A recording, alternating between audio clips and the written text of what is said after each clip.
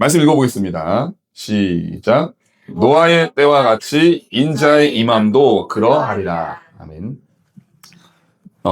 성경 말씀에 여러 가지 말씀이 있습니다. 창세기부터 계시록까지 다양한 그런 말씀들이 있는데, 제가 성경 말씀을 공부하고 또 이 성경 말씀을 우리 믿음의 선진들이 이미 연구하고 기도하고 공부하면서 많은 그런 해석들과 그런 것들 이제 설교들을 많이 이제 해놨잖아요, 이미. 이제 그런 것들을 공부하고 배우면서 저도 이제 깨달은 게 뭐냐면은, 이 성경 말씀에 신비한 그런 지점이 있는데, 그게 뭐냐면 마지막 때가 되어야만 열리는 말씀이 있다는 거예요. 마지막 때가 되어야만 열리는 말씀이 있다는 거예요. 그래서 제가 이걸 말씀을 근거로 또 역사적인 이야기도 하면서 제가 한번 해보겠습니다. 역사적으로 이 마지막 때, 말세 때 가지고 사이 비난들이 참 많이 나왔어요. 그러니까 이런 것 같아요. 사탄 마귀는 양의 탈을 쓴 일이라 그러고 광명의 천사라 그러잖아요. 절대로 촌스럽게 안 해요. 이 마귀는 그냥 입에 케찹 묻히고 뿔 달고 나와가지고 사람을 그렇게 유혹하고 미혹하는 게 아니라 아주 세련되고 그러니까 사람들이 넘어갈 수밖에 없는, 여러분, 성령께서 주시는 분별력이 아니면 절대로 마귀 못 이겨요. 절대로 마귀 못 이깁니다. 저도 그래서 지나보면은 그게 옳은 거고 좋은 건 줄 알았는데, 돌아보니까 그게 아니었구나라고 하는 거를 많이 요즘 더 발견하게 되고 깨닫게 돼요. 그래서 이제 계속 이제 이야기하면서 더 풍성하게 이야기를 하겠지만은, 이제 그때그때 또 제 마음에 떠오르는 말씀을 이제 중간중간 이제 말씀하자면, 사탄 마귀가 오늘날 시대에 역사적으로 그랬지만 오늘날 시대에 많은 사람들을 미혹하는 방식 중에 하나가 뭐냐면 바로 도덕과 윤리예요. 왜 갑자기 생뚱맞은 도덕과 윤리냐? 여러분, 믿는 사람이든 믿지 않는 사람, 세상 사람이든 하나님을 믿는 사람이든 도덕적인 사람, 윤리적인 사람, 싫어하는 사람 아무도 없습니다. 그렇죠? 근데 외형적으로는 도덕의, 윤리의 옷을 입고 있지만 그 안에는 비진리, 하나님을 대적하는 진리를 가지고 사람들을 미혹해서 성경, 하나님의 말씀을 저버리도록, 그 절대 기준과 절대 가치를 의심하게, 모호하게 저버리게 만들도록 하는 그런 일들이 굉장히 많아요. 그게 뭐가였지? 생각해 볼 수 있는데, 우리나라 천주교 있죠. 실예로 들자면 천주교가 굉장히 좋은 일을 많이 해요, 실제로. 그러니까 도덕적이고 굉장히 윤리적인 그런 종교란 말이에요. 그렇죠? 여러분, 근데 성당 다니시는 분들 중에서 그런 분들이 의외로 많아요. 뭐냐면 좋은 일을 많이 하니까, 선하니까 밥 퍼주고 노숙자 섬기고, 그러니까 그런 모습을 보면 이 사람의 마음에, 물론 인간이 완전 부패해는 있지만은 창세기 2장에 보면 하나님의 형상대로 지음받은 사람은 하나님의 형상대로 지음을 받았거든요. 그러니까 양심의 일말의 그 가치는 남아 있는 거예요. 그러니까 선하게 살고 싶어 하려고 하는 그런 마음의 그런 소원이 있단 말이에요. 아주 악한 사람이라도, 예전에 어떤 이제 감옥의 간수인데 살인자예요. 근데 그 살인자도 자기 자식 얘기를 하면은 눈에 눈물을 글썽인다는 거예요. 그러니까 100% 완전 악으로 똘똘 뭉쳐가지고, 히틀러 같은 악으로 똘똘 뭉쳐가지고 그렇게 된 사람은 있기야 있겠지만은 사실 많지 않아요. 표면적으로, 피상적으로는 진짜 나쁜 놈이고 살인자고 마귀 같은 사람이어도 그 한 구석에 일말의 양심이라는 게 있다고요. 자식을 향한 사랑이 있단 말이에요.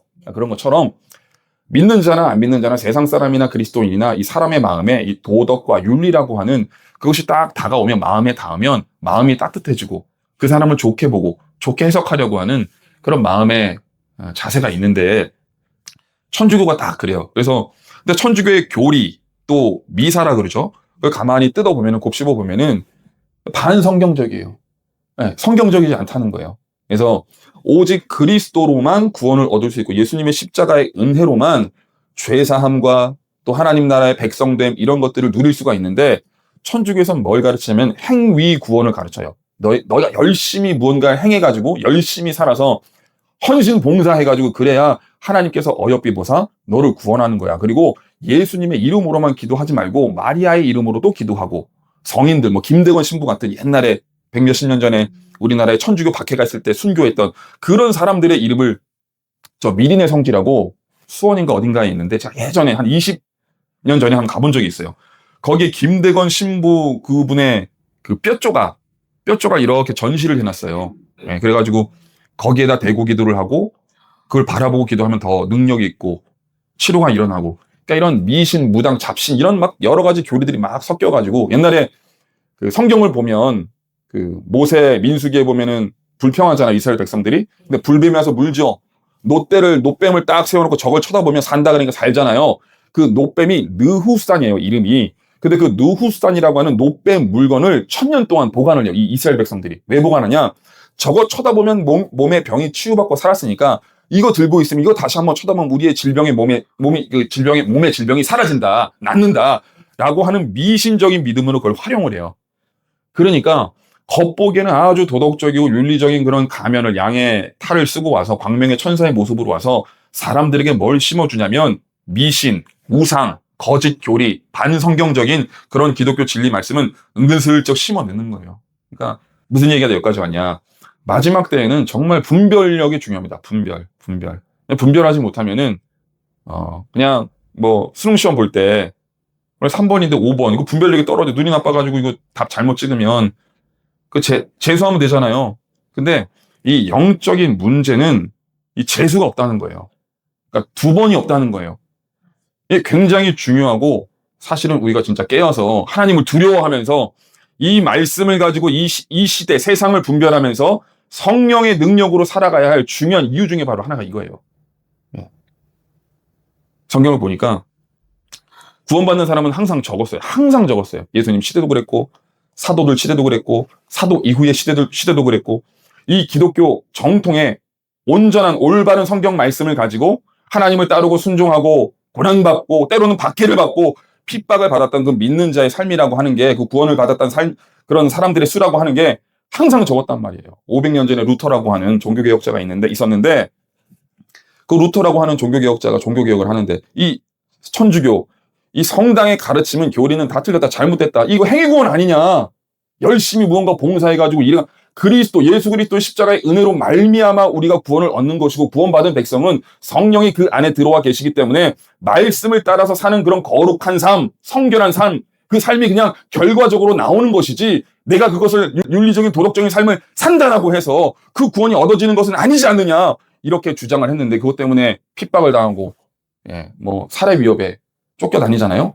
근데 루터를 추종하는 사람이 거의 없었어요. 거의. 그래서 특별히 마지막 때가 되면 이제 열리는 말씀이 있다고 그랬죠. 그래서 오늘 이 말씀을 이제 먼저는 참고해서 말씀을 드려보려고 하는데 자, 마지막 때 이 앞에 마태복음 24장 37절 이 앞단에 제자들이 묻는 거예요. 예수님, 마지막 때가 되면 종말의 때가 되면은 어떤 일이 이 세상 가운데 어떤 일이 벌어집니까? 예수님께서 이렇게 대답하시는 거예요. 노아의 때와 같이 인자의 임함도 그러하리라. 마치 이 세상의 끝 마지막 날, 큰 심판의 날, 이 인간의 역사가 종말을 고하고 종언을 하고 새 나라 새 시대. 신천지라는 말이 사실은 되게 성경적인 말이거든요. 근데 이게 하여튼 좋은 말들은 다 이단이 갖다 써가지고 우리는 뭐 끼어들 자리가 없고 하여튼 그리고 이 사이비 이단들이 이 예수님의 재림의 때 이 마지막 때를 막 이렇게 잘못 가르치고 오해하고 희석시켜 나가지고 사람들이 마지막 때 그럼 예수님 재림의 때 그럼 심판 큰 심판 대환란 이러면은 야 그거 뭐 이상한 거 아니냐 너도 이단 아니야 왜 그런 것을 하면서 거부감 마음에 그런 거부감이 들게끔 하는데 오늘 말씀을 보면 마지막 때가 어떤 때와 같냐 마치 노아의 때와 같다. 노아의 때 그리고 인자의 임함이 되면 노아의 때가 이게 두 가지 의미가 있는데 노아의 때와 같다는 건 이제 뭘 의미하냐면 두 가지. 첫 번째 예고된 시간이 있다는 것 그리고 큰 심판이 있다는 것. 여러분 노아의 때를 이렇게 한번 노아의 홍수 아시죠? 예. 제가 다 이제 성경을 물론 이제 읽으시고 또 배워오셨고 했는데 이렇게 성경을 일단 일차적으로 지식적으로 아는 범위와 깊이가 좀 각자 다르시잖아요. 그래서 제가 뭐 어디에 맞추어서 해야 될지 솔직히 잘 모르겠어요. 예, 그래서 제가 여러분들 속속이 다 아는 것도 아니고 그래서 하다가 잘 모르겠는데 싶으면은 좀 이렇게 잘 모르겠는데 그런 표정을 지으세요. 그럼 제가 눈치껏 한 번 더 풀어서 설명을 드리고 그렇게 해야 되니까 그렇죠? 그래서 노아의 때 그 홍수 노아가 이제 노아 시대 이제 홍수가 일어나잖아요. 그때를 한번 그 이야기를 스토리를 한번 생각해 보시면 그냥 드립다 하나님께서 홍수를 일으켜서 이 땅에 물로 심판하신 것이 아니라 처음 노아에게 뭐라고 말씀하시냐면 노아야 내가 이 땅에 죄악이 너무 관영함으로 이 세상을 심판하려고 하는데, 근데 그냥 심판하지 않고 120년이라고 하는 그 타임 리미트를 두고 내가 기회를 주겠다. 근데 그 120년 동안 너는 뭐 하냐면 저 산 높이 올라가서 배를 지으라는 거예요. 120년 동안. 그러면 사람들은 생각해, 야, 저 어르신이, 노인네가 저 산 위에서 뭐 하나 지켜봤더니 배를 짓는 거예요. 뚝딱뚝딱. 그럼 뭐 하십니까? 물어보면은 뭐 산에서 살지는 않았겠죠. 배 짓다 내려오고 배 짓다 내고 그랬을 거 아니에요? 그렇죠? 그럼 물어봤을 거잖아. 왜 그런 데다가. 하나님께서 내게 말씀을 주셨는데 이 배를 짓는 기간을 120년으로 하나님께서 지으셨고 설정하셨고, 이 시간이 다 120년이 지나면 그때는 땅 아래서 하늘 위에서 물이 터져가지고 물이 샘솟아서 큰 홍수 심판을 일으키실 거라고 나에게 말씀하셨다. 그러니까 너는 이 말을 잘 마음에 새겼다가 120년 뒤에 이 배가 딱 완성이 되면 이 방주에 얼른 타라. 그렇게 이야기를 한 거예요. 그러니까 노아의 때라는 건 어느 시점이 딱 있다는 거예요. 어느 시점이. 예수님께서 오시는 그 시점. 그냥 무대포 나 갈 거야 그러고 빵 오는 게 아니라 어떤 시간과 시점이 있는데 그거를 예수님께서, 하나님께서 그냥 마구잡이로 하지 않고 힌트를 주신다는 거예요. 마지막 때가 되면 우리 집사님이 조금 그러신 거죠. 맞죠? 예, 네, 제가 더 설명을 드릴게요. 야, 목사님, 무슨 말씀 아니에요? 죄송해요. 죄송합니다. 네. 그래서 예수님께서 그냥 마구잡이로 재림하시는 게 아니라, 예수님의 재림이라는 건 나중에 또 배우겠지만은 이 성도의 부활, 대환란, 큰 심판, 이게 막 그 엮여 있거든요. 그래서 요즘 뭐 난리잖아요. 중동에 뭐 이란, 미국, 이스라엘 또 이렇게 전쟁 나고. 그런데 그 얘기도 뭐 다음에 이제 한번 해드리겠습니다. 예, 뭐 재미도 있고 또 참고도 되고 이제 분별도 되고 그렇습니다. 어쨌든 그래서 예고된 그 시간 안에 하나님께서 무언가를 자꾸 말씀하신다는 거예요. 자, 들어라. 이렇게 내가 할 거야. 이 심판이 일어날 거야. 자, 시간이 이렇게 내가 정했으니까 깨어서 이제 기도하고 있어라. 내가 간다. 이런 상황이 되면은 내가 임한다. 그걸 알려주신다는 거예요. 두 번째는 뭐냐면 그 때가 참은 뭐가 있냐면 심판이 있다는 거예요. 그러니까 주님, 이 세상 마지막 날에 어떤 징조가, 어떤 일이 이 땅 가운데 있겠습니까? 그때는 노아의 때와 같다. 노아의 때와 같다는 건 두 가지. 시간적인 그런 제한을 두고 내가 힌트를 주며 그때가 임할 그 시점이 있다는 거. 그 전까지 네가 준비를 해야 되는 것이고, 두 번째, 그 지점, 그 시점이 되면은 큰 심판이 임한다는 거. 내가 그냥 뭐 와가지고 야, 예배 드리자, 뭐 오병이어, 이게 아니라 심판이 있다는 거예요. 심판. 그래서 우리가 한 가지 깨달아야 할 건 뭐냐면은, 자, 그러면 어디까지 왔느냐? 이 타임라인이. 그렇죠? 우리가 뭐 노아의 시대에 태어나서 살아갔다라고 치면 120년 리미트를 두고 시간이 가는 거잖아요. 방주 지은 지 60년에 태어난 사람이 있을 수 있고, 방주 지은 지 100년에 태어난 사람이 있을 수도 있고, 방주 지은 지 110년째 되는 해 태어난 사람이 있을 수도 있잖아요. 그쵸? 타임라인이 다 다르지만은, 그러나, 그때 110년에 태어난 사람은, 이제 10년 남았네. 이렇게 아는 거예요. 60년 남았네. 이렇게. 근데, 이따가 살펴보겠지만은, 뭐, 시간이 그렇게, 길지는 않은 것 같아요. 제 개인적으로는. 함부로 날짜와 그 날과 그 시는 아버지밖에 모른다고 하셨으니, 찝을 수는 없지만은, 그런데 뭐 몇십 년 갈까? 그런 생각을 솔직히 저는 하고, 제가 살아있을 때 예수님이 저는 오실 거라고 생각하고 있고, 간절히 정말 그렇게 되기를 원해요. 간절히. 예. 여러분 어떻게 인생 살만하세요?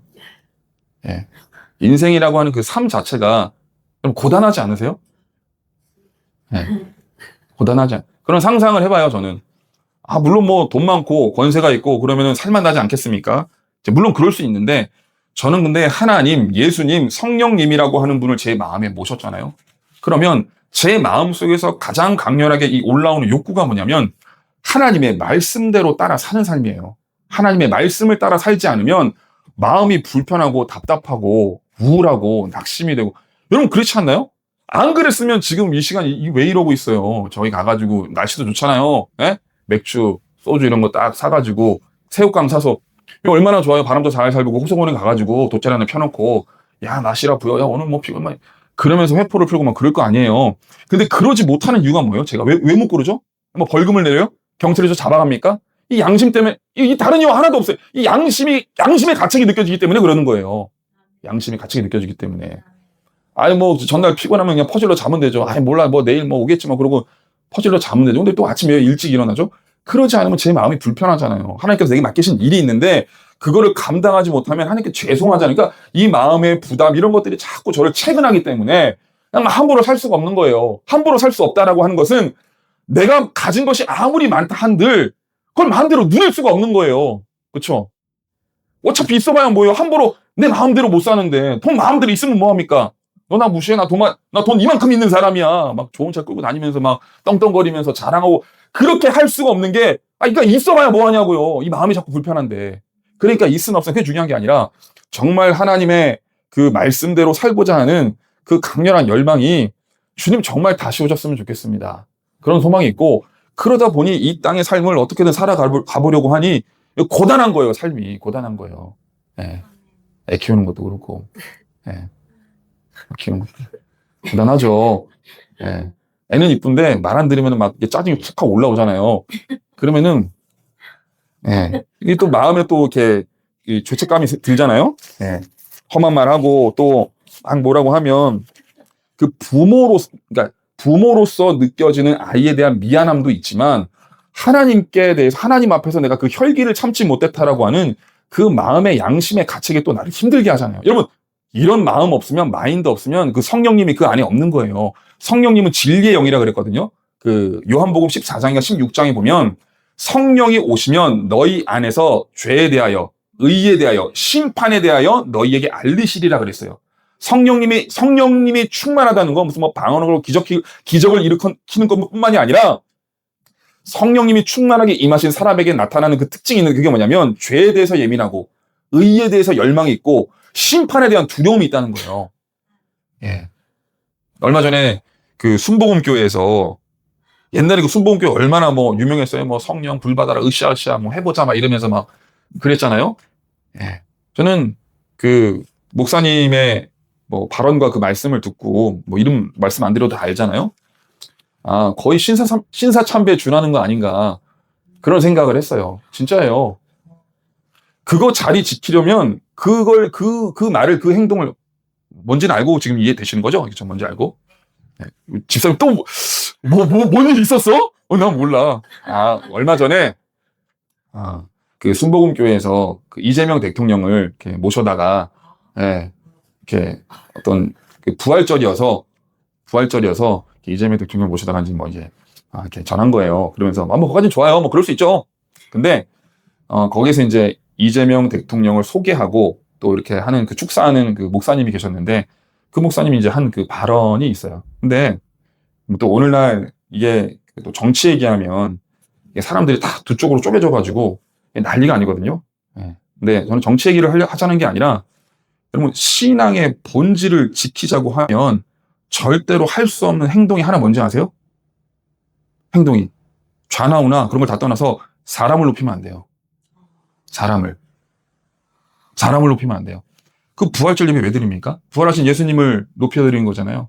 근데 사람을 막 칭찬하고 높이면서 또 그 말도 맞지도 않거니와 어쨌든 예, 그런 참 분별이 필요한 시대입니다. 그래서 너무 길어지니까 예고된 시간이 있고 그 시간이 언제 열리냐면 이따가도 말씀드리겠지만은 그 때가 되면 열리는 거예요. 그 때가 되면. 자, 말씀을 찾아서 보여드릴게요. 그리고 큰 심판이 있다. 자, 그러면 마지막 때에 갖추어야 할 믿음의 자세가 뭐냐. 예. 첫 번째, 기억하시죠? 왜 마지막 때를 알아야 하는가? 지금이 노아의 때라니까요. 예. 노아의 때 끝을 살아가고 있어요, 우리가. 근데 그 끝에는 뭐가 있냐면 심판이 있기 때문이에요. 절대로 지옥 가면 안 돼요. 우리 애들도 마찬가지예요. 전 우리 애들이 바라는 그 단 한 가지 소망이 뭐냐면, 물론 뭐 부가적으로 뭐 여러 가지 잘하면 좋겠지만은, 절대로 지옥 가면 안 된다는 거예요. 절대로. 그래서, 항상 제가 하는 말씀을 오해하지 말고 들으세요. 그냥 저는 제 삶의 다짐이고 결단이고 그냥 저는 순수한 마음으로 그렇게 한 거예요. 뭐 누구를 뭐 저기 하려고 뭐 그런 건 아닙니다. 무슨 말이냐면은, 저는 제 아이를 이제 대안학교에 보내고 있는데, 뭐 좀 생각이 다 다르실 수 있는데, 제가 기독교 대안학교에 보내는 이유는 그냥 다른 거 아무것도 없어요. 그냥 신앙이에요, 신앙. 여러분, 신앙은 어린 나이의 신앙은 뭘로 오는 줄 아세요? 뭐 때문에 생기는 줄 아세요? 세뇌예요. 세뇌 교육하면 부정적인 어감이죠. 근데 기독교 신앙에서 가장 1순위는 뭔지 아세요? 자녀들에 대한 세뇌예요, 세뇌. 아니, 민수기 신명기를 보세요. 앉으나 일어서나 문에 들어가나 나오나 몸에다가 그 말씀에 팔을 두르고 이마 맞박에다가 말씀을 새기고 아이들에게 말씀을 가르치고 전하고 그 부모 역할이잖아요. 잠언을 보세요. 거의 세뇌예요, 세뇌. 가르치고 하나님의 말씀을 경외하라. 하나님을 두려워하라. 하나님의 인도하심을 바라라. 그런 것을 계속해서 아이들에게 교육, 가르치라는 거잖아요. 예. 여러분, 아이들에게 있어서 이 신앙, 믿음이라고 하는 것이 생기는 데 있어서 가장 중요한 포인트가 뭐냐면 세뇌예요. 그 세뇌라고 하는 그 틀은 어른이 되면 안 돼요. 왜냐면 자기 나름대로 이 생각의 틀이 생겼기 때문에 그 튕겨 나간다니까요. 아니, 그건 이제 엄마 말이고, 그건 아빠 말이고, 난 모르겠어. 이렇게 된다니까요. 그러니까 어린 나이에 교육을 할 때 필요한 부분이 뭐냐면 바로 세뇌. 근데 좋은 걸 가지고 세뇌하면 뭐가 나빠요? 맞죠? 그래서 그런 마음으로 제 아이를 보내고 있고, 뭐 제 형편도 되지도 않는데, 뭐 그냥 일반 학교 보내면 사실 공교육 뭐 거의 비용 안 들잖아요. 학원 돌리면 뭐 그렇지만은 뭐 그런 생각 없지만. 근데 뭐 비용 들어요. 네, 많이. 제 형편에 있어서. 네, 그래서. 그런데 저는 뭐라고 생각하냐면 하나님께 드리는 헌금이라고 생각해요, 저는. 주님께 드리는 헌금입니다, 이거. 네, 헌금입니다. 그래서 심판이 있기 때문에 반드시 지옥 가시면 안 된다. 여기 계신 분도 마찬가지, 저도 마찬가지고, 특별히 우리 아이들 얼마나 예뻐요. 특히 우리 엄마들, 여러분의 몸에서 이 아이가 나왔잖아요. 이 남자는 전혀 느낄 수 없는, 경험할 수 없는 그런 희열 아닙니까? 이 아이가 내 몸에서 나온다는 게 아무런 고통스럽기도 하지만, 예, 그게 나오면 확 하고 없어진다며요. 예, 아닌가 봐. 몰라요. 뭐 저는 뭐 애를 안 낳고 지금 뭐 저한테 뭐 자세한 거 걱정하세요. 근데 그 옆에 있었어요. 계속해서. 첫째도 그렇고 요즘 이제 막 가족분만실이라 그래가지고 옛날에는 요즘 다 그렇잖아요. 예, 하여튼. 자, 그럼 어떤 자세를 갖추어야 하냐? 자, 말씀 읽어봅니다. 마태복음 24장 3절, 4절, 2절. 시작. 예수께서 감람산 위에 앉으셨을 때에 제자들이 조용히 와서 이르되 우리에게 이르소서 어느 때에 이런 일이 있겠사오며 또 주의 임하심과 세상 끝에는 무슨 징조가 있사오리이까. 예수께서 대답하여 이르시되 너희가 사람의 미혹을 받지 않도록 주의하라. 아멘. 마태복음 23장, 24장은 특별히 예수님의 그 재림의 때, 말세의 때, 고난의 때, 대환란의 때, 마지막 때를 이제 교훈하는 말씀인데 제자들이 묻는 거예요. 자꾸 성전 무너진다 그러고 또 예수님 죽으신다 그러고 막 그러니까 아니 하나님 이 성전이 무너지면 거의 뭐 큰 심판의 때 같은데 아니 그런 일이 왜 자꾸 있겠다고 그리고 정말 이 인간의 인류의 세상의 마지막 때에는 어떤 징조가 있겠고 무슨 일이 있겠습니까? 라고 질문을 하고 예수님이 몇 가지를 설명해 주시는데 근데 모든 설명에 앞서서 얘들아 제자들아 예수님의 내가 이제 죽고 하늘로 갔다가 다시 올 건데 재림할 건데 그때는 이제 마지막 때야 심판의 때야 그때는 끝이야 구원의 그 길도 끝 구원의 문도 닫혀 그때는 이제 정말 끝이야 그런데 그때가 되면 어떤 일이 벌어질 거냐면 전쟁이 있고 전염병이 있고 기근이 있고 이런저런 여러 가지 일들이 있을 거야라고 하는 그 말을 하기에 앞서서 가장 먼저 뭘 해요? 뭘 하죠? 미혹을 받지 말라 그래요. 미혹. 여러분 전쟁이 일어나는 것보다 이 땅에 기근들이 처처에 일어나는 것보다 전염병이 돈다라고 하는 그 소문보다 먼저 아셔야 될 게 뭐냐면 바로 이 미혹이에요. 미혹. 미혹이 뭐죠? 마귀가 사람을 분별력을 하나님의 말씀으로 이 세상과 하나님의 때를 분별하지 못하도록 분별력을 떨어뜨려서 지옥으로 끌고 가는 일이에요. 이 미혹이라고 하는 게 그냥 뭐 단순한 뭐 꽃뱀이 남자 유혹하는 미혹하는 그런 정도가 아니라 그 영혼을 사로잡아서 지옥에 던져 넣는 미혹을 얘기하는 거예요. 그러니까 마지막 때 이 분별, 이 미혹을 당하게 되면 하나님의 영원한 심판의 때에 들어가게 되니 너희는 깨어서 미혹받지 말라는 거. 이게 첫째 계명이에요. 첫째 말씀이에요. 마지막 때가 되면 가장 먼저 뭘 해야 되냐? 여러분 분별이 있어요. 분별. 미혹의 반대말이 분별이죠. 분별력이 없으니까 미혹 당하는 거잖아요. 그러니까 분별력이 있어야 되는 거예요. 마지막 때에는 분별력. 분별력을 갖춰라. 이게 첫 번째 말씀이에요. 자, 아모스 3장 6절 읽겠습니다. 시작. 성읍에서 나팔이 울리는데 백성이 어찌 두려워하지 아니하겠으며 여호와의 행하심이 없는데 재앙이 어찌 성읍에 임하겠느냐. 주 여호와께서는 자기의 비밀을 그 종 선지자들에게 보이지 아니하시고는 결코 행하심이 없으시리라. 아멘. 6절의 말씀에 보면 이 구약에도 인류의 마지막 때, 이 인류의 종말, 마지막 때 예수님의 재림, 큰 심판, 대환란, 이 예언의 말씀이 신약에만 있는 게 아니라 예수님만 말씀하신 게 아니라 요한계시록에만 있는 게 아니라 구약 말씀에 많이 나와 있어요. 이미 노아의 홍수는 장차 인류 모든 그 하나님께서 역사를 심판하시는 그 큰 심판, 마지막 때 대환란을 사실 예표하는 거예요. 노아의 홍수는 소돔과 고모라도 그렇고 가나안 땅 그 침투도 그렇고 구약에 이미 여러 장면과 말씀을 통해서 하나님께서 그것을 계속 성도들에게 교육시키는 거예요. 준비시키는 거예요. 이런 때가 있을 거니 이건 부분적이고 국지적인 것이나 소돔과 고모라, 물론 이제 노아의 홍수는 전 지구적이었지만은 국지적으로 전 지구적으로 일어난 이 큰 심판이 이제는 완전히 더 이상 그 이후에는 다른 심판이 없는 완전한 그 끝 심판, 마지막 심판이 앞으로 있을 것이니 너희는 준비하고 마음의 자세를 취하라고 하는 그런 말씀이 구약에도 많아요, 사실은. 그래서 아모스 3장에 보면, 여러분 아모스가 농부죠, 농부? 농부 출신입니다. 예. 여러분 농부도 성령 받으면 이 하나님의 예언의 말씀을 받는 거예요. 여러분 학력이 중요한 게 아니라 많이 배운 게 중요한 게 아니에요. 똑똑한 게 중요한 게 아니에요. 성령 하나님을 만나고 배우면, 임하면 하나님의 그 말씀과 계획을 깨닫게 되는 거예요. 그런데 이 아모스가 어떤 말씀을 받냐? 성읍에서 나팔, 특별히 이제 나팔은 이제 심판을 상징한 심판의 신호예요. 나팔이 불리면 예수님이 공중에 강림하신다 그러죠. 예. 그래서 이제 심판을 상징하는 거예요, 나팔은.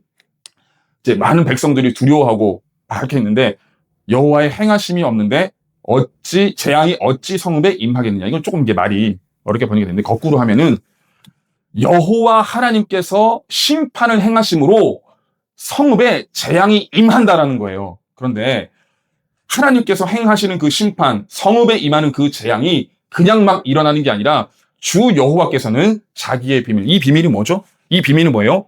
심판에 대한 비밀이에요.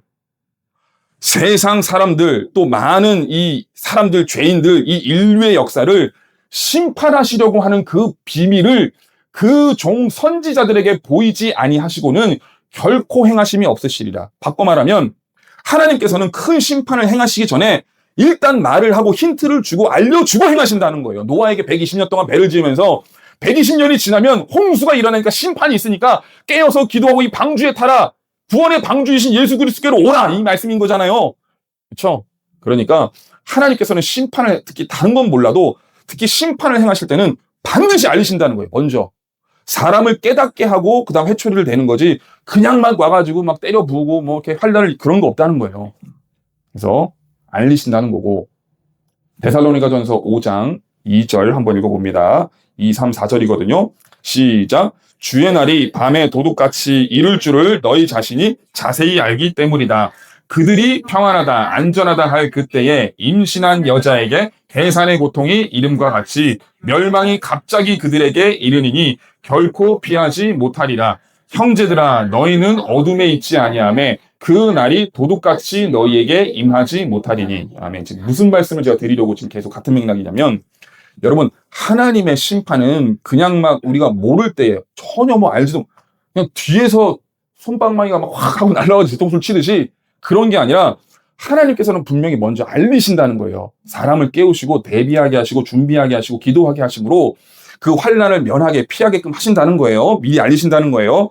자, 2절 보세요. 이게 말씀이 재밌는 말씀인데, 주의 날이 밤에 도둑같이 이를 줄을 너희가 알고 있다. 그것도 자세히 알고 있다. 이 말은 뭐냐면, 있는 그대로 주의 날 하면 이제 심판의 날을 뜻하거든요. 항상 성경에서 주의 날, 그날, 그의 날 이러면은 심판하시는 날이에요. 대환란 마지막 때, 예수님의 재림이에요. 인류 역사의 마지막 심판의 때 주의 날이 밤에 도둑같이. 여러분 도둑이 몰래 오죠? 나 도둑이야 그러고 불 켜고 들어오는 사람이 어디 있어요? 다 숨어서 오지. 근데 주의 날이 마치 밤에 도둑이 들어오는 것처럼 너희가 알지 않느냐, 자세히 알지 않느냐. 이 말은 무슨 말이냐면은 마치 도둑이 숨어서 들어오는 것처럼 주의 날을 너희는 알 수 없을 거야. 너희에게는 깜깜한 어둠처럼 주의 날이 숨겨져 있을 거야. 이런 뉘앙스예요. 맞죠? 일단 맞죠? 예. 그러면 되나? 앞단에서 아모스의 말씀도 그렇고 분명히 예수님이 먼저 알리시고 하나님께서 행하시고 말씀하시고 행하신다 그러셨는데 3절에 그들이, 근데 어둠 가운데에서 마치 도둑이 오는 것처럼 주의 날을 맞이하는 사람들은 어떤 사람이냐? 2절 말씀에. 근데 이 사람들은 이런 사람들이라는 거예요. 그들이 평안하다, 안전하다 할 그때에. 이들이 누구죠?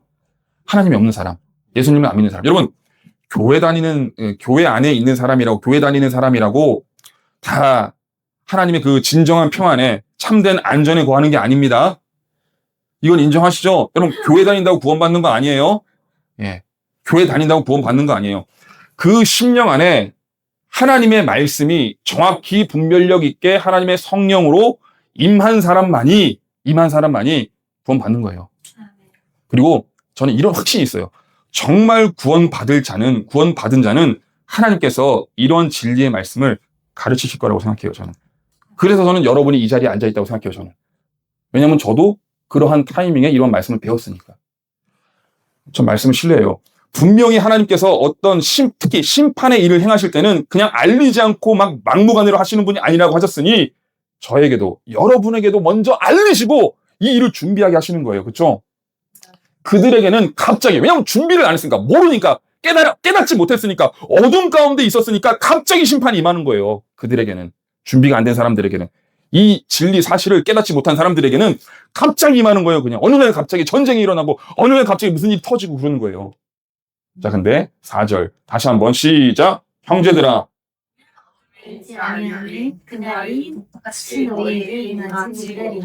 아멘.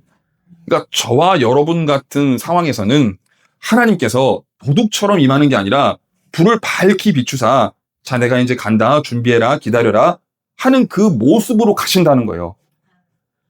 그러니까 뭐 말은 무섭죠. 뭐 마지막 때 뭐 심판, 환란, 곳곳에 전쟁이 있고 기근이 있고 나라와 나라가 충돌이 있고 뭐 좋은 소식은 아니잖아요. 그럼에도 불구하고 우리가 사실 두려워할 필요는 없는 것이 무엇이냐면 하나님께서 이걸 미리 다 알리고 준비하게 하시고 기도하게 하시고 마음의 결단과 확신을 가지게 하신 다음에라야 하나님께서 이 일을 행하시겠다는 거예요.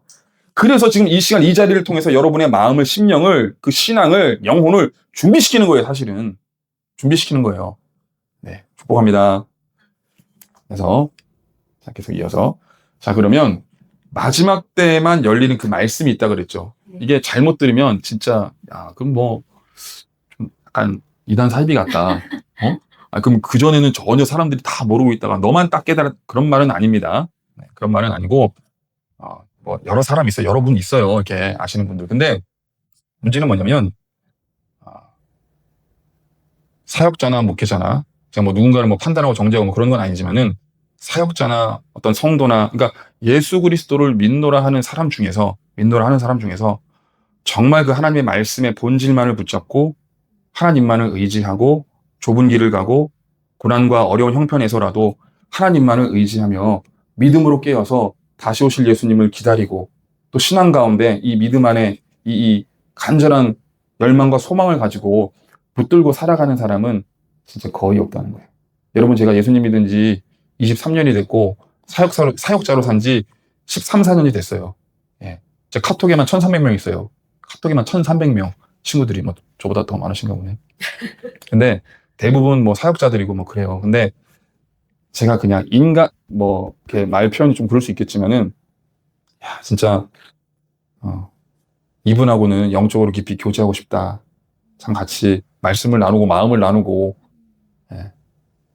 별로 많지 않더라고요. 예, 생각보다 많지 않아요. 그래서 말씀의 깨달음이 있고 진리에 대한 분별력이 있으며 기도하는 사람이고 성령의 감동이 있고 복음에 대한 확신이 있으며 말씀을 선포하고 정말 믿음으로 이렇게 간절히 살려고 하는 사람이 많지 않고, 그리고 그게 또 하나님의 말씀이에요. 예. 너희는 좁은 문, 좁은 길로 들어가라. 생명으로 인도하는 문은 좁고 협착하여 찾는 이가 적음이라. 여러분, 길이 좁고 길이 불편해서 찾는 사람이 없다는 게 아니라 찾는 사람이 적어서 그렇게 됐다는 거예요. 여러분, 산길도 계속 사람들이 왔다 갔다 다녀야 길이 나잖아요. 뭐 열흘에 한 번, 일주일에 한 번씩 사람 왔다 갔다 하면 그 발자국이 안 남아요. 그렇죠? 마찬가지로 그렇게 사람들이 잘 그 길을 안 찾기 때문에 길이 좁아지고 협착해지고 불편해졌다는 거예요. 그 길이. 근데 넓은 길은 사람들이 많이 찾기 때문에 다 막 저절로 막 닦아지고 발자국으로 막 해가지고 다 젖었다. 그래서 큰 길, 넓은 길이 돼가지고 많은 사람들이 그걸로 다닌다는 거예요. 여러분, 구원의 길, 진정한 그 구원의 영생, 은혜를 받은 사람은 진짜 적어요. 진짜. 아까 제가 좀 전에 말씀드렸지만은, 그 순복음교회에서 그 말을 듣고도, 그 장면을 보고도 그 교회에 계속 남아 있을 수 있다라고 하면, 물론, 기도해야 되겠다. 내가 정말 깨어서 이렇게 무너져가는 이 교회를 위해서 내가 기도하고, 저 옛날 신사참배하고 다를 게 뭐 있냐. 권력자에게, 권세자에게 머리를 조아리며, 여러분, 주기철 목사님이 누구에 의해서 배척당한 줄 아세요? 그때 당시에 대한예수교 장로회 통합 측 총회장한테 그렇게 배척을 당한 거예요. 너 나가라. 네가 자꾸 신사참배를 안 한다고 하니까 우리 교단이 어려워지고 이런 고난과 어려움을 아니 교단을 지금 폐쇄한다 그러는데 네가 지금 가가지고 계속 자꾸 신사참배 안 한다 그러고 그렇게 청년들을 깨우고 독립운동하고 하니 자꾸 일제가 우리를 불편하게 하지 않느냐. 교단 날라게 생겼으니까 너 나가라 그래가지고 출교를 시켜요. 교단에서. 주기철 목사님을. 일본 순사가 끌어내린 게 아니에요. 교단에서 끌어내렸다니까요. 목사를 파직시켜요. 주기철 목사님을. 교단에서. 오늘날 그런 일이 없을 것 같으세요? 물론 그 자리에 남아서 이러한 마음으로, 순교의 마음으로 주님 불쌍히 여겨 주시옵소서라고 하는 마음으로 기도하는 자가 있다 그러면 뭐 그럴 수 있어요. 그런데 계속 남아있을 수 있을까 싶어요. 그런 교회에. 예. 아니에요? 여러분, 성령, 은사, 으쌰 해보자면 뭐예요? 해보자면 뭐합니까? 성도가 수십만이면 뭐하고, 여의도 좋은 자리, 그 땅값만 아마, 얼마 될지 모르겠지만, 엄청나겠죠? 뭐 하냐고요? 성도들 다 지옥으로 끌고 가고 있는데, 말씀의 분별력이 없어가지고, 지옥 문 앞에 서 있는 성도를 건지지를 못하는데, 여러분, 이 땅에 권세자가 왔습니다. 좋은 사람이 왔습니다. 대통령이 왔습니다. 그러면서 말도 안 되는 말을 하면서, 분별력 없이 하는 그 말을 듣고 앉아있는 그 성도님들이 불쌍하다 그 말입니다. 그래서 자 마지막 때가 되면 두 가지 빨리 왕래하고 지식에 더해져. 자 말씀 한 구절. 자 말씀을 찾아야 되는데 다니엘로 가봅니다. 없어서 일단 다니엘.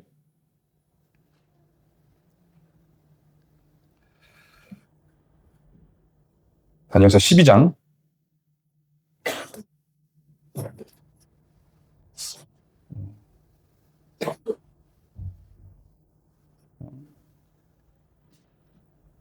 (4절) 12장 4절. 한 조금만 더 하겠습니다. 5분 10분. 다니엘서 12장 4절 시작. 다니엘아 마지막 때까지 빨리 왕래하며 지식이 더하리라. 아멘. 이 다니엘이라고 하는 사람은 굉장히 진짜 훌륭한 사람이에요. 천국 가면 꼭 만나보고 싶은 사람. 1순위 예레미야. 제 개인적으로 1순위 예레미야. 평생 독신, 혼자 살면서 하나님의 말씀을 받고 결혼도 못하고 자식도 못 낳고 그냥 평생 그 예레미야의 말을 귀를 기울여주는 사람이 없어요. 귀를 기울이는 사람이. 여러분 이거 바벨론에 의해서 이거 망합니다. 예루살렘. 당신들이 하나님을 다 떠나고 이렇게 죄를 짓고 사는데 하나님이 가만두시겠습니까? 망합니다. 이거 성전 다 무너지고 바벨론이 쳐들어와가지고 자식들 다 잡아가고 예레미야 애가에 보면은 얼마나 그때가 곤고하고 힘들고 어려웠는지 대환란 때와 같거든요. 예레미야 때를 보면은 자식을 잡아먹어요. 자식을 물에 삶아 잡아먹어요. 옛날에 자꾸 딴 얘기 가만있네. 일제가 731 부대라고 있죠. 인체 생체 실험하고 거기에 나와 있는 기록, 진짜인지 모르겠지만은 거기 기록을 보면은 모성애를 실험을 해요. 모성애. 어떻게 실험하냐면은 뜨거운 그 온돌 바닥에다가 그 아기 엄마하고 그 아기를 같이 집어넣어요. 이 바닥이 너무 뜨거우니까 그걸 댈 정도니까 펄쩍펄쩍 뜰 거 아니에요? 나중엔 어떻게 했는지 아세요? 그 아이를 깔고 그 위에 서요. 여러분 우리는 안 그럴 것 같죠? 그렇잖아요. 우리는 안 그럴 것 같죠? 그렇잖아요. 저도 진짜 이 마음이 정말 악독한 게 진짜 말 진짜 안 들을 때 있잖아요. 진짜. 그러면 마음에 야, 얘 없었으면 좋겠다. 그런 마음이 들 때도 있어요. 진짜로. 네. 너무 공감하시네. 너무 공감하시네. 아니, 경멸하는 거 아니죠, 저? 진짜 그래요. 야, 이런 애는 진짜 없었으면 좋겠다. 차라리. 그런 잔인한 생각이 들어요. 여러분, 이 사람의 결단이라고 하는 게 얼마나 의미가 없냐면, 베드로. 제가 목숨을 버리면서까지 주님을 지키겠나이다. 그러고 나서 4번에 3번에 예수님을 심지어 저주했다고 돼 있어요. 저주 어떻게 했을까요? 나는 저분을 절대로 몰라요. 그렇게 했을까요? 나 저 자식, 사이비 이단자를 모른다고 아마 욕을 했을 거예요. 예수님을. 그러니까 이 인간의 결단과 의지라고 하는 것은 정말 하나님께서 그 마음을, 그 심지를 지켜주시지 않으면 절대로 모르는 거예요. 그래서 예레미야 때 이 예레미야가 이거 망한다. 그 누가 좋아하냐고요. 그래서 예레미야 선지자가 40년을 넘게 사역했는데 예레미야의 그 말을 듣고 하나님께로 돌이켰다라고 하는 사람이 5손가락에 꼽아요. 여러분 우리가 편하게 여름 되면 이제 에어컨도 다 틀어주고 편하게 앉아가지고 예레미야를 읽으면 그 예레미야를 모독하는 거예요. 진짜 험난한 인생을 살았어요. 그래서 제가 다른 사도 바울은 비교도 안 돼요. 제가 봤을 때는 사도 바울은 예레미야를 진짜 제일 처음 먼저 만나보고 싶어요. 천국 가면 예레미야를. 결혼도 안 했고, 사도 바울은, 제가 딴 얘기 하는데 죄송해요. 사도 바울은 저는 결혼을 했다고 믿거든요. 그 사도 바울을 해석하는 두 가지 설이 있어요. 설입니다, 이거는. 성경에는 없으니까. 그냥 처음부터 독신이었다. 그래서 쭉 이렇게 했다. 물론 이제 성경에는 독신자로 나옵니다. 독신 맞아요. 근데 그 전에, 회심하기 전에, 예. 그 전에 저는 결혼을 했고, 심지어 아이도 있을 수 있겠다. 그런 생각을 해요. 왜냐면, 랍비죠. 그 랍비도 아주 촉망받는 랍비였죠. 가말리엘이라고 하는 당대 최고의 랍비의 문하생이었어요. 제자였어요. 당시에 랍비가 되려면 반드시 결혼을 해야 돼요. 예. 그 노총각이 안 돼요. 당시에는. 받아들일 수 없는 문화예요. 예. 그러니까 결격 사유예요. 그래서 아마 결혼을 했을 거라고 저는 그렇게 반반이에요. 학자들 사이에서. 했을 거라고. 심지어 저는 가족도, 아이도 있을 수 있었을 거다라고 생각을 해요. 성경 말씀 이렇게 표현 곳곳에 보면은 이제 그런 표현들이 나오고, 또 고린도전서 7장에 보면 그 부부 사이에 그 내밀한 그런 어떤 일까지를 이렇게 이야기를 하거든요. 권면하잖아요. 야, 그런 경험이 없는 사람이 그런까지 충고해줄 수 있을까? 그런 생각을 해보는 거예요. 그래서 저는 사도 바울이 결혼 경험이 있고 아이까지 있을 수 있겠다. 근데 예레미야는 진짜 생 노총각이에요. 예. 그리고 자기가 하고 싶어서 안 한 게 아니라 전 솔로가 최고입니다. 뭐 그래서 그런 게 아니라 하나님이 결혼을 하지 말라 그래요. 이게 얼마나 억울해요. 그렇죠? 누가 시켜서 하는 게 얼마나 억울하냐고요. 그러니까 그런 노총각은 아니지만 어쨌든 이렇게 홀로 평생을 또 들어주지도 않는 말을 계속하면 여러분 힘들잖아요. 들어주지도 않는 말 그거 계속하면 얼마나 힘들어요. 그리고 죽이겠다고 찾아오고 돌을 던지고 그런 예레미야가 있고, 이 다니엘도 훌륭한 선지자인데, 근데 말씀으로 돌아와서 12장 4절에 다니엘아 마지막 때까지 이 말을. 그래서 이제 12장 보면 12장의 그 제목이 뭡니까? 소제목 1절 위에 뭐가 있죠? 네. 이게 예수님의 재림, 그 심판날입니다. 그걸 이제 미리 2700년 전에 다니엘이 받은 거예요, 계시로. 근데 다니엘아 그 마지막 때까지 이 말을 간수하고 이렇게 돼 있죠. 성경 말씀 눈으로 한번 보세요. 눈으로 간수하고 돼 있죠. 이 말인즉슨 바꿔 얘기하면 마지막 때가 되면 이 말을 봉함할 필요가 없다는 거예요. 간수 지키고 있을 필요가 없다는 거예요. 가두고 있을 필요가 없다는 거예요. 왜죠? 이 말이 드러나기 때문에, 열리기 때문에. 그래서 다니엘은 자기가 그 장차 미래에 일어날 마지막 때의 계시의 예언의 말씀을 받고 있지만 그 뜻을 몰랐던 거예요. 여러분 이게 중요해요. 성경 말씀 이해할 때 예언자들이 하나님의 말씀을 받을 때 그 말씀을 다 알고 받은 게 아니에요. 일단 말씀은 받았지만 선포는 했지만 그게 또 어떤 작용을 하냐. 이거 봐라. 하나님께서 무려 2700년 전에 미리 장차 미래에 일어날 일들을 예언은 그런 능력의 하나님, 모든 것을 아시는 하나님, 전능한 하나님으로서 자신을 소개하려는 그런 방식에서 이런 방식을 쓰는 거예요. 봐라, 내가 얘기하지 않았냐. 이사야도. 내가 미리 선포하지 않았냐. 그렇죠? 그래서 다니엘아 마지막 때까지 이 말을 간수하고 봉함, 지키는데 딱 뚜껑을 닫아 놓는 거예요. 이렇게 물이 못 들어오게. 근데 마지막 때가 되면 이 뚜껑이 열린다는 거예요. 뚜껑이 열리면 이 뜻을 이 말씀을 깨닫는 자가 드러나게 될 거라는 거예요. 맞죠? 근데 두 가지를 이야기하는데 이 뜻이, 이 계시가 열리면 어떤 사실이 밝혀지냐. 사람이 빨리 왔다 갔다 다니고 지식이 더하리라. 이 말을 알았을까요? 아니, 당시에는 말 타고 걸어 다니는 게 평범한 거고 말 타고 돌아다니던 시절이고 지식이 더하면 아유니보다 모를걸요, 다니엘이? 아유니보다 몰랐을 거예요. 아유니는 달도 알고, 그쵸? 예, 많이 알아요. 오늘날 초등학교 1학년이 아인슈타인보다 똑똑하다 그러더라고요. 당연한 얘기죠. 그러니까 지식적으로 따지자 그러면. 머리 돌아가는 회전율이야 아인슈타인이 훨씬 좋겠지만은, 이 아는 지식으로 따지자 그러면, 이제 아인슈타인은 달여행을 못 봤잖아요. 그쵸? 그런 것처럼. 그러니까 사람이 빨리 왕래하고 지식이 더하리라. 말씀을 받았지만 이 말씀이 뭔지는 다니엘은 몰랐을 거예요. 자, 근데 여러분 지식이 더한다는 게 뭐냐면은 지식이 아주 고도화가 돼서 사람이 도저히 범접할 수 없고 도저히 이제는 통제 불가능한 그런 정도의 때까지 이 시대가 치달을 거라는 거예요. 근데 이런 두 가지 조건이 와야 할 그 이유가 있는데, 제가 이따 말씀드리고, 어쨌든 첫 번째, 챗GPT. 저도 이제 유료 버전 쓰거든요. 챗GPT 들어보셨죠, 혹시? 예, 우리 젊으신 분들은 알고. 저도 설교할 때 이게 도움 굉장히 많이 받습니다. 예. 물론 설교를 써달라고는 안 해요. 예, 물론. 써달라고 해봐야, 예, 이거 그럼 다 보면서 해야지. 제가 할 수는 없죠. 예, 도움도 안 되고. 근데 자료 참고하는 데는 진짜 좋아요. 옛날에는 책 10권을 읽어야 어떤 한 정보가 조합이 되고 취합이 됐었을 거라면, 이제는 키보드 몇 개, 딸깍거리면, 예, 진짜 그리고 이제는 대학 교수가 필요가 없어요. 맞아. 대학 교수. 진짜로. 그러니까 저 교수 되겠습니다. 그런 꿈이 있는 사람은 완전 바보 멍텅구리죠. 네. 그럼 지식이라는 게 이제 의미가 없어요. 챗GPT에 물어볼 다 대답해줘요. 다 대답해줘요. 그러니까 그야말로 진짜 엄청난 시대고 자율주행 웨이모라고 하는 자율주행 머지않아서 이게 또 상용화 될 겁니다. 여러분 이 인류의 역사라고 하는 게 얼마나 재밌냐면은 이 사람이 생각보다 되게 무지하거든요. 무슨 말이냐? 이게 서서히 이렇게 그 엄청난 변화와 이런 것들이 물론 한 번에 되진 않지만 서서히 변화됐는데 이 사실은 엄청난 변혁이고 변화인데 거기에 그냥 쭉 이렇게 뭐 이렇게 보고 오다 보니까 그냥 뭐 아무런 느낌이 없는 거예요. 마치 그 개구리가 보셨죠? 두 가지 물로 실험하잖아요. 팔팔 끓는 물에다가 개구리를 확 집어넣으면은 뜨거 이러면서 튀어나오잖아요. 근데 미지근한 물에다 집어넣고 그 물을 끓이면 가만히 있다가 익어서 죽잖아요. 마찬가지로 이 감각이 무뎌지는 거예요. 이게. 그러니까 무슨 말이냐면은 이 시대가 사실 엄청난 시대인데 사람들은 이제 당연하게 생각하고 그래 이제 모든 지식은 챗GPT한테 물어보고 그렇죠. 여러분 상상이나 할 수 있어요?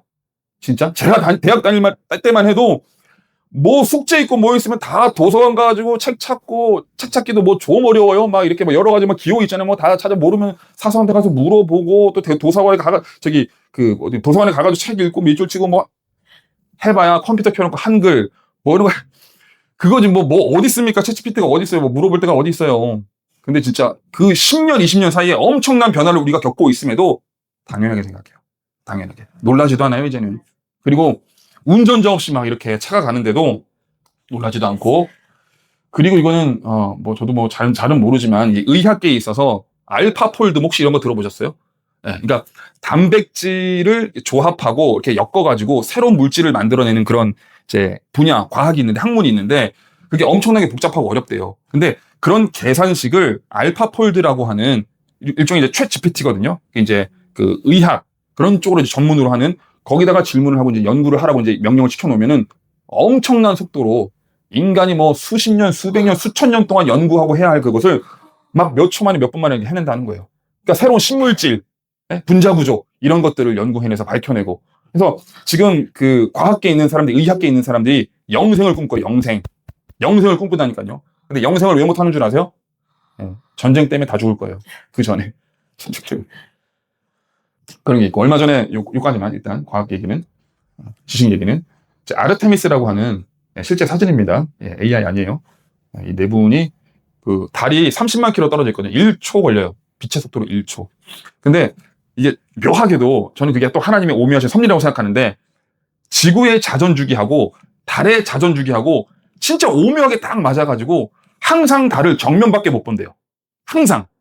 달도 자전하고 지구도 자전하잖아요.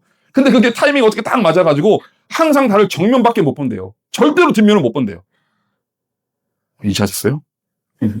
그래가지고 달 뒷면을 갔다 오자, 촬영해 오자. 그래가지고 아르테미, 뭐 4월 10 며칠이죠? 네, 며칠 전에 이야기예요. 그래가지고 미국 나사에서 지금 전쟁 때문에 지금 다 묻혔는데, 나사에서 이제 가가지고 아르테미스라고 하는 그 우주선을 발사해가지고 달을 이제 뒷면까지 한 바퀴 쑥 돌아가지고 사진도 찍고, 그래가지고 다시 돌아오는 거예요. 아니, 가는 것도 대단한데 다시 돌아오는 거예요. 여러분, 얼마나 엄청난 시대입니까? 달을 간다고? 달을?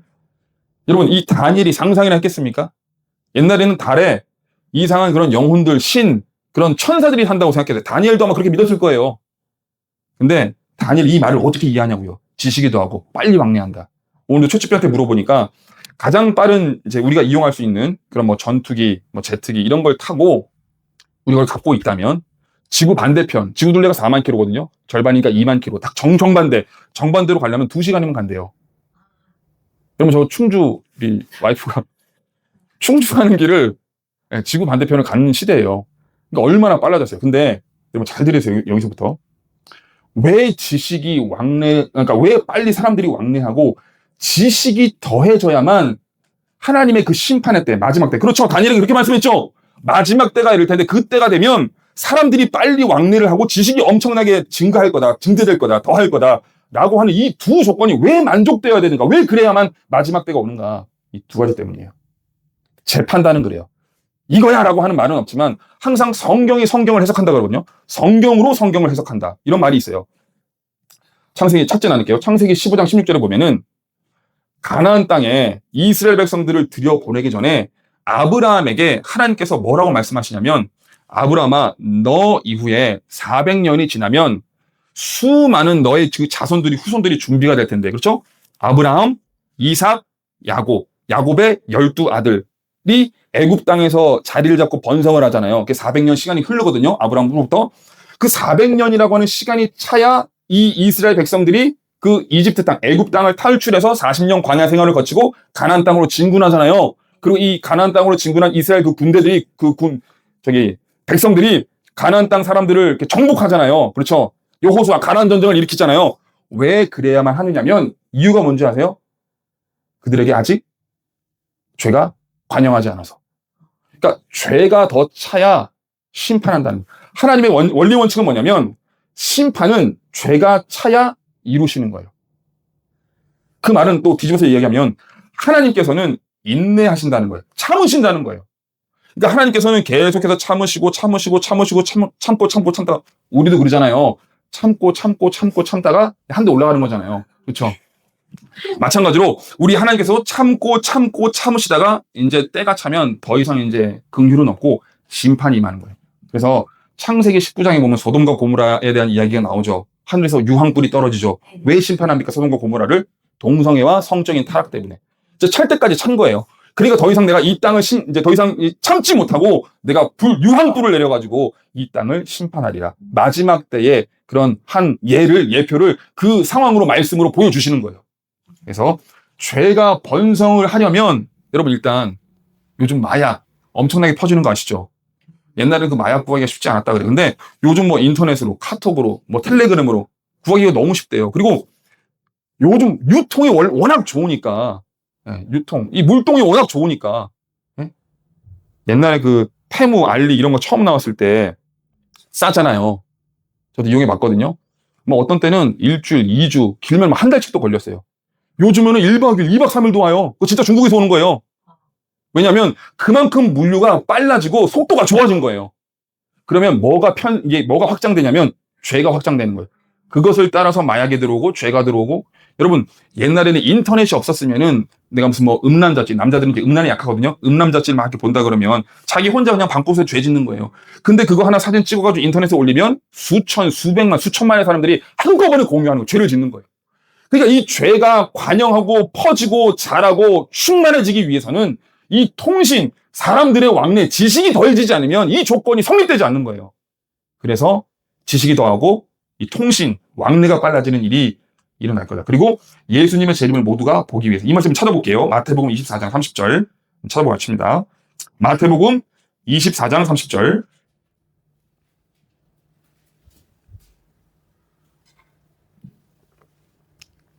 마태복음 24장 30절 시작. 그때에 하늘에서 보이겠고 그때 땅의 모든 족속들이 천국하며 그들이 인자가 구름을 타고 영광과 큰 영광으로 오는 것을 보리라. 아멘. 야, 우리 애들 대단하네요. 거의 50분을 했는데, 조용하네. 뭐 다른 건 아니겠죠? 자, 말씀의 핵심은 뭐냐면 모든 사람이 본다는 거예요. 맞죠? 그들이라고 할 때 이 그들은 사실 성경 구절이 굉장히 막대요. 각 사람이, 요한계시록은 각 사람의 눈이, 그러니까 모든 사람을 통칭하는 거예요. 그들이 인자가 많은 사람들이 사실 모든 사람이라고 봐도 무방해요. 왜냐면 다른 성경 구절에 그렇게 돼 있거든요. 인자가 구름을 타고 재림하는 거죠. 예수님의 재림에는 반드시 심판이 있다 그랬죠. 대환란이 있다 그랬습니다. 모든 것을 보리라. 그러니까 이 모든 것을 보려면 유튜브 생중계를 하려면 이게 다 판이 깔려 있어야 되는 거예요. 여러분, 이 말씀 그대로 되겠죠? 믿으세요? 예수님 공중에서 내려오실 거예요. 굉장히 동화 같은 이야기인데, 뭐, 이거 미친 사람이라고 그러겠죠? 요즘 같은 사람들은. 근데 이 빅 이벤트를 모든 사람들이 동시에 보려면 인터넷이 다 뚫려 있어야 돼요. 그럼 스타링크라고 아세요? 스타링크? 전 세계 어디서 사막에서도 에베레스트 산 꼭대기에서도 인터넷을 할 수 있는 시대예요. 그래서 이란 막 시위 나고 했을 때 인터넷을 끌어버렸잖아요, 정부에서. 그러자 머스크가 나서, 야, 우리가 쏴줄 테니까, 전파, 신호 쏴줄 테니까 핸드폰 있는 사람, 다 연결을 써라. 이렇게 됐잖아요. 그렇죠? 우크라이나도 그랬고. 그러니까 모든 사람들이 조건에 상관없이 이제는 접속만 되면 다 인터넷을 해가지고 그 유튜브 생중계를 볼 수 있는 시대가 지금 바로 이 시대예요. 그러니까 예수님의 그 이 약속의 말씀을 이루며 심판은 반드시 죄가 관영해야 심판이 임하는 거거든요. 이 두 가지 수식을 이루기 위해서는 반드시 빠른 왕래가 일어나야 돼. 사람들이 빨리 왔다 갔다 하는 것뿐만이 아니라 정보가 빨리 왔다 갔다, 정보 통신의 발달, 그리고 지식이 더해짐으로 모든 것을 감시하고 추스리고 헤아릴 수 있는 그런, 여러분 CCTV 얼마나 많아요. 그러니까 모든 걸 다 관찰하고 감시할 수 있고 볼 수 있잖아요. 그렇죠? 이제 돈도 현금도, 저도 현금 안 쓴 지 오래됐어요, 진짜. 다 이거 삼성페이 쓰고 다 이거 계좌이체로 하지. 그러니까 모든 사람들의 이 계좌들도 다 감시할 수 있고 통제할 수 있고 그런 통제 사회로 가는 그런 시대의 길목에 들어서 있고, 이때가 바로 예수님의 재림의 때, 마지막 때, 다니엘이 계시한 이 마지막 때가 가까웠다라고 하는 것을 우리가 깨달아야 준비할 수 있고 기도하고 대비함으로 예수님의 재림의 때에 심판당하지 아니하고 구원받음으로, 구원받은 백성으로 휴거될 수 있다는 거예요. 저 포함, 우리 아내 포함 이제 7, 또 우리 아이들 몇 명 있는데 저 진짜 바라는 거 아무것도 없어요. 구원받는 거예요. 진짜 안 하셔요, 저는. 진짜 아쉬울 게 없어요, 저는. 뭘 바라겠어요, 제가 지금 여기서. 예? 뭘 바라겠습니까, 이 세상에. 그래서 마무리합니다. 우리 기도하겠습니다.